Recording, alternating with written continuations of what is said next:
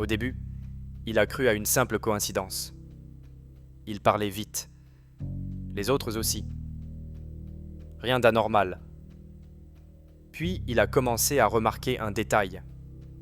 À chaque conversation, quelque chose sonnait faux. Les réponses arrivaient trop tôt. Pas interrompues. Anticipées. Il finissait à peine une phrase que la personne en face répondait déjà. Avec les bons mots. Le bon ton. Comme si elle savait exactement ce qu'il allait dire. Il a ralenti volontairement. Il a fait des pauses. Les réponses continuaient d'arriver avant la fin.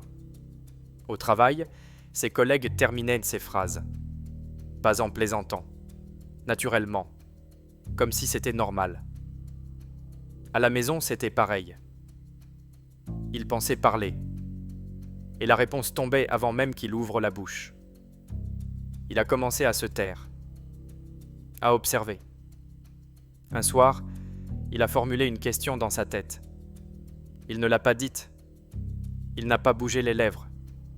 Il n'a fait aucun geste. La réponse est quand même arrivée.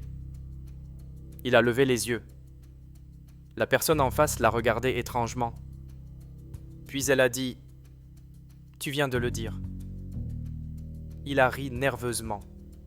Elle non. Il a demandé comment c'était possible. On lui a répondu « Tu parles souvent tout seul, tu sais ». Alors il a vérifié. Il s'est enregistré. Des heures entières. Des conversations complètes. Sa voix ne sortait pas. Les enregistrements étaient silencieux. Mais les réponses, elles, existaient. Bien réelles. Cohérentes. Logiques. Quelque chose parlait à sa place. Pas plus fort. Pas après. Juste avant. Il a tenté de prévenir les autres. De leur expliquer. Mais chaque phrase qu'il essayait de prononcer était déjà accueillie par une réponse, comme s'il arrivait toujours trop tard. Les gens ont commencé à s'impatienter, à lui dire d'arrêter de répéter la même chose, de penser trop fort. Il a essayé de ne plus penser, de faire le vide. Les réponses continuaient. Un matin, il s'est réveillé et quelqu'un lui a dit bonjour avant même qu'il ouvre les yeux. Il n'a plus parlé de la journée. Pas un mot, pas un son. Tout le monde lui répondait quand même, comme si le dialogue continuait sans lui.